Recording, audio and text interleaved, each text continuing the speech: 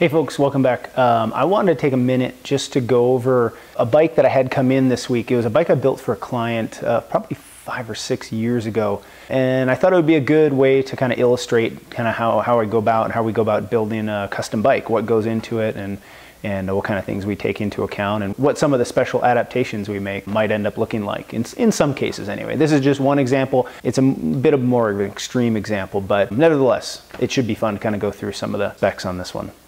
So first off, this is a bike obviously built by 7 Cycles out of Massachusetts. They're the custom manufacturer that I work with the most, by far actually.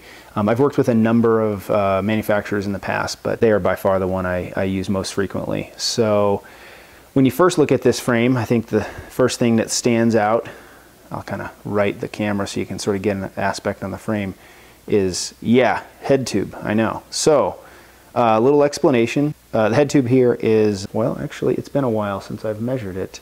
It's probably on the order of about 25 or 27 centimeters. Let's measure this and see where we're at here.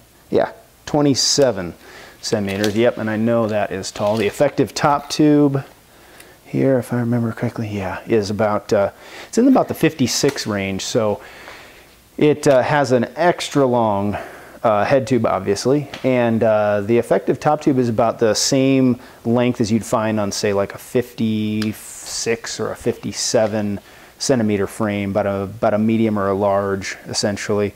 And the reason for this is client, obviously we did custom geometry for a reason. He looks like he's probably in his 60s, but I think actually he's probably in his mid 70s, and he rides quite a bit. He rides a couple thousand miles a year, and he'll do a century without even thinking about it. So someone who wanted to be a little bit more comfortable and really had a hard time fitting stock bikes, and the main reason for that was because he's about 6'4", has long arms, but also very long legs, and so that's why we have the short effective top tube.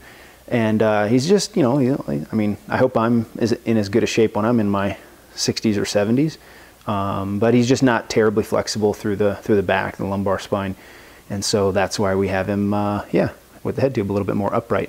So this bike is the Elium SL, and it has carbon tubes here on the seat stay and then the seat tube. Everything else is double butted titanium. The bike started off its life as a SRAM red bike, and there's really the only aspect left here is the brakes. When the Dura Ace Di2 originally came out, the original 7970, he wanted to try it out. This is the older version that didn't use the E-tubes, and so here's the junction box where you had this whole harness. All the wires were basically one piece, and you had to order different sizes based on the size of your frame. Now you just buy individual wires, a wire that goes from your shifter over here to the junction box, and you can, if your handlebars are larger or smaller, you can order different lengths, and then another wire that goes from the junction A down to the junction B. But this is the older version where it's kind of all one piece, and then of course external battery here. One hang up is he really wanted to, and this was the original build of the bike, we really went through talked about gearing quite a bit, and you'll notice he has a XX crank set, which I know is definitely different. So this was built with one of the first double X setups, double X crank sets when they became available. And it's the 2842. So the small ring's 28, large is a 42. And then in the back here, he has a Dura Ace 1127 cassette. So he determined, and we went through some trialing, but we determined early on that this big, giving up some on the big end. So this is a 42, and if we had gone with a compact, he would have had a 50 up front here more than likely.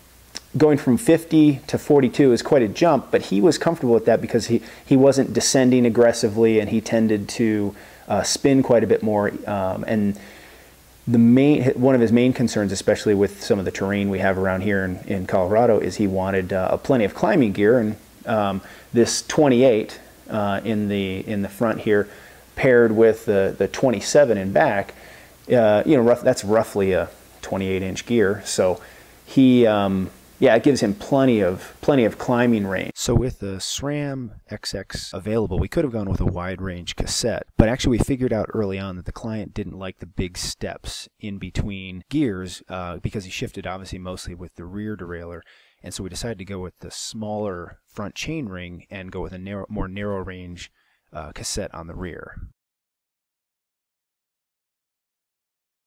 And I know people will be asking double X crankset and Di2, why and how does it work? And so here's you can see the front derailleur, the electronic.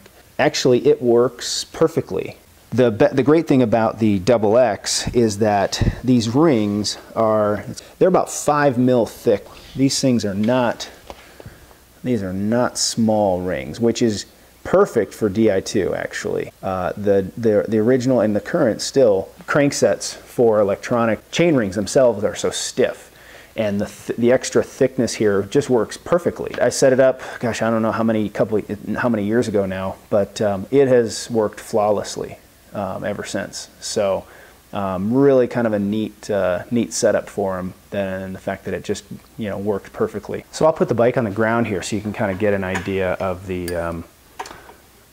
of what the geometry looks like in real time. You're kind of on the ground. It looks like a bike. I don't know.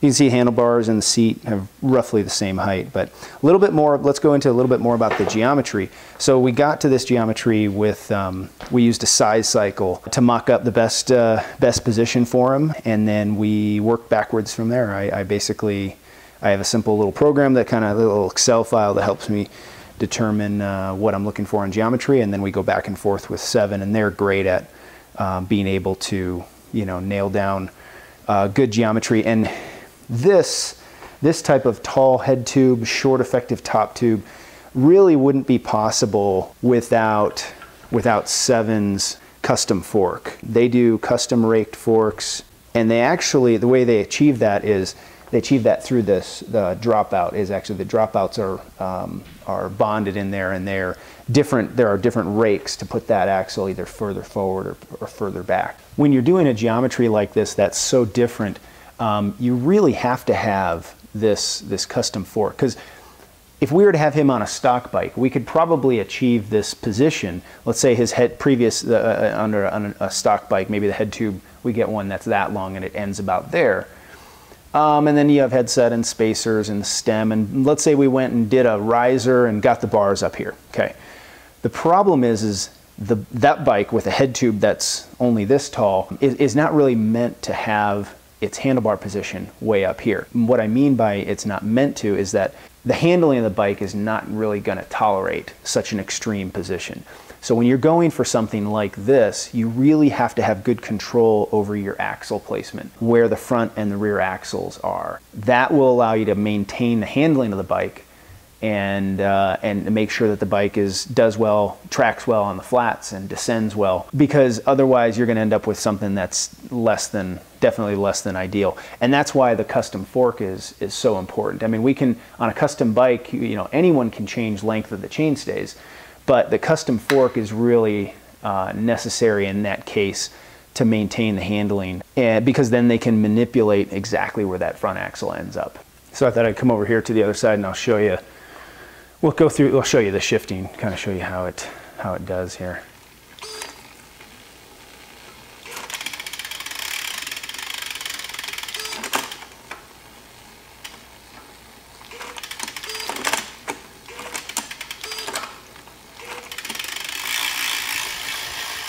So I thought I'd go through and show you some of the finer aspects here of the 7. I love the scalloping.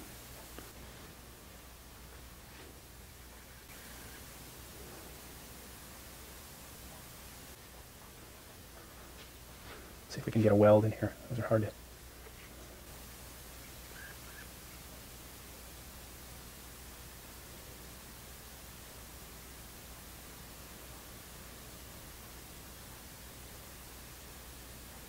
So thanks for watching. Click the like button and subscribe, please. Comment below. If you have any questions, please leave them there, or you can head to my website. That'll be in the description also. And that's it. Thanks for watching.